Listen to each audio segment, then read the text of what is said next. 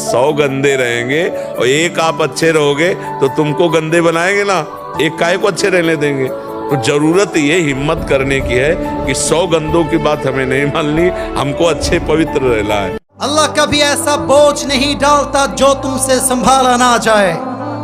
तुम्हें बस टूटना नहीं है, क्योंकि तुम्हारी रब को तुम्हारी ताकत पर पूरा यकीन है।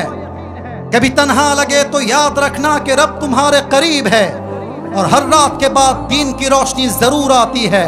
बस सबर का दामन थाम के रखो। Dear my people of ढाकावासी, I repeat again, बस सबर का दामन थाम के रखो, यही तुम्हारी सबसे बड़ी ताकत है। और याद रखना, जो आज टूटा है वो कल तुम्हारे लिए रहमत का वजह जरूर बनेगा। ठीक कि ना बोलें?